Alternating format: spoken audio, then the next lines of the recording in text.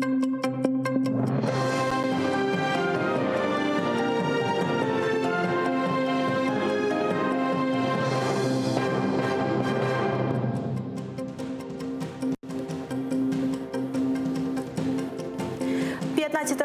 вівторок, в ефірі інформаційна служба «Заман». Я Оріні Сітумєрова. Вітаю вас. Головне – повернення території і закінчення війни. Такий пріоритет своєї роботи назвав президент Володимир Зеленський в інтерв'ю австрійському виданню «Вінер Цайтунг». Зауважив, що це була не просто передвиборча обіцянка, а його мета на посаді. Деякі перемоги вже є, каже глава держави. Серед іншого – це режим тиші на фронті та 140 українців, яких вдалося звільнити з полону. Вказав Зеленський на те, що на окупованому Донбасі створена гуманітарна катастрофа. Окупаційна влада нехтує людьми, а вони бачать, що українці на вільній території живуть значно краще, сказав президент. Коли я щось обіцяю, це не просто порожні слова. Закінчення війни та повернення українських територій – це мій головний пріоритет. І це не якісь романтичні обіцянки. Ми повернули 140 людей з полону. Ми здійснили розведення військ. Там більше не стріляють, майже ніхто не гине. За винятком однієї смерті, втрат протягом 7 тижнів більше не було. Гроші на облаштування депортованих не передбачені у проєкті державного бюджету на наступний рік. Про це повідомив народний депутат з фракції «Голос» Рустем Умєров. Він нагадав, що заходи, пов'язані з поверненням та дотриманням прав депортованих людей, фінансуються державою кожного року. Втім, стаття видатків на 2021 рік відсутня. Рустем Умєров наголосив, що звернеться до уряду, щоб внести вправки до проєкту бюджету і повернути фінансування. Нагадую, що фінансування заходів, пов'язаних із поверненням, облаштуванням та відновленням прав депортованих осіб, має бути щорічно передбачено в державному бюджеті України окремим рядком. Буду докладати всіх необхідних зусиль задля повернення цієї державної програми до проєкту держбюджету та виконання урядом своїх обов'язків перед кримсько-татарським народом. Води не вистачає окупаційним військам, а дамо її тільки після звільнення Криму. Так відповіли у Міністерстві закордонних справ України на закиди Росії про буцімто гуманітарну катастрофу на півострові.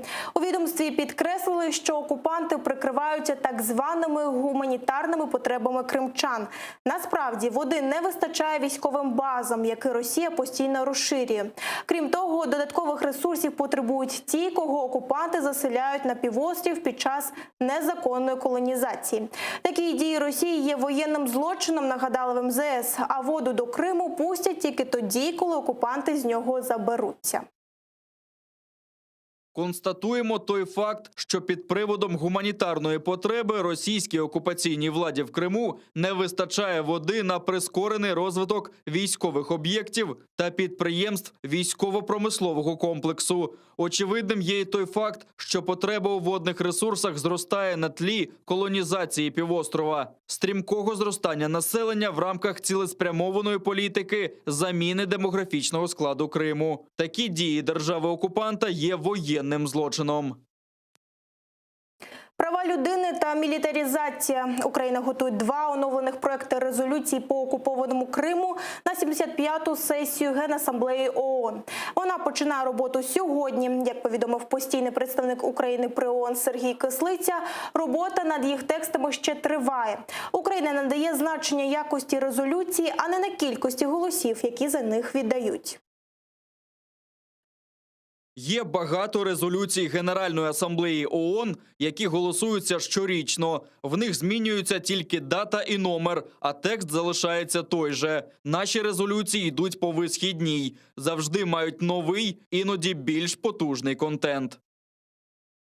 Сергій Кислиця звернувся з листом до генсека організації Антоніо Гутерреша щодо російських виборів в окупованому Криму. Він вказав, що організації проведення Росією так званих виборів у Криму є протиправними і грубо порушують міжнародне право. Закликали Росію як державу-окупанта виконувати резолюції Генасамблеї ООН щодо територіальної цілісності України, виконати наказ Міжнародного суду щодо скасування заборони Меджлісу та забезпечити безперешкодний доступ на територію АРК для міжнародних та регіонально-правозахисних організацій. 41 держава-член ООН оголосила спільну заяву під час 45-ї сесії Ради ООН з прав людини.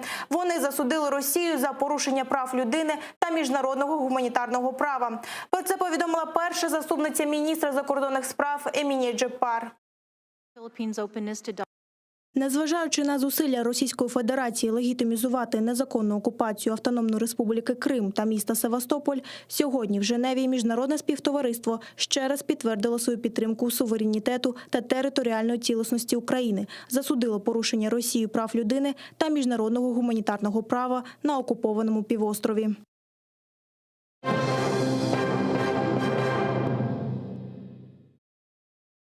Меджліс закликає переселенців з Криму балотуватися на місцевих виборах в Україні. Там заявили, що вітатимуть всіх кримських татар та українців, які вимушено покинули півострів та хочуть потрапити до районних, міських, сільських та інших рад. Єдина умова – балотуватися від тих партій, які виборюють повернення окупованого Криму та Донбасу. У Меджлісі наголосили, що консультувалися з політичними силами спільно з кримсько-татарськими громадськими організаціями та регіональними меджлісами. І така зацікавленість українських партій свідчить, що політикум розуміє важливість залучення кримсько-татарських громад до місцевої влади. А це наближає повернення Криму, зауважили у Меджлісі. Меджліс кримсько-татарського народу вітатиме всіх кримських татар, кандидатів у депутати, кандидатів на посаду сільського, селищного, міського голови, зареєстрованих або підтриманих у виборчих списках політичних партій України, діяльність яких спрямована на відновлення територіальної цілісності України та забезпечення її державного суверенітету в рамках міжнародно визнаних кордонів, включаючи Автономну Республіку Крим і місто Севастополь. Відсьогодні політичні партії можуть висувати кандидатів на місцеві вибори. Партії мають 10 днів, щоб подати до окружних комісій документи для їх реєстрації. На цих виборах діятимуть нові правила. У містах, де більше 10 тисяч виборців, можна балотуватись у депутати тільки від партій. Люди голосуватимуть і за партійні списки, і за конкретного кандидата від партії в ньому. Голосування за владу в обласні, районні, міські та сільські селищні ради відбудеться 25 жовтня.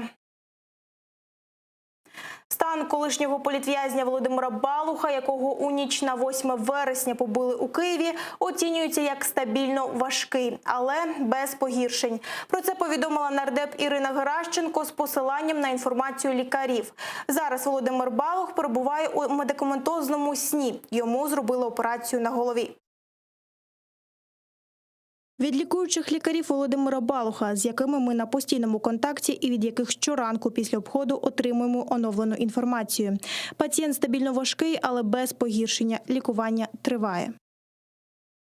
Тим часом у поліції розглядають 4 основні версії побиття екс-політв'язня Володимира Балуха. Про це повідомив інший колишній політв'язень Роман Сущенко у своєму Фейсбуці. Зокрема, він зазначив, що головні версії – це нещасний випадок, хуліганство, помста та умисне нанесення тяжких тілесних ушкоджень.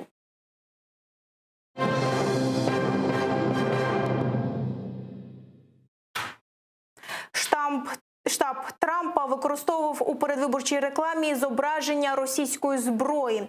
У рекламі по збору коштів для передвиборчої кампанії президента США Дональда Трампа використовували стокову світлину з зображенням російських винищувачів і зброї для призову підтримати наші війська.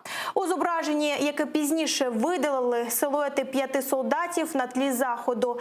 Над їх головами пролітають 3 літаки. Експерти впізнали в них МіГ-29, а у одного з солдатів в руках опинився автомат АК-74 російського виробництва. Це все на цю мить. Вже за кілька хвилин ефір продовжить моя колега Гульсум Халілова. А о 21-й годині дивіться «Заман» кримсько-татарською Шевкетом Наматулаєвим. Будьте здорові, до зустрічі!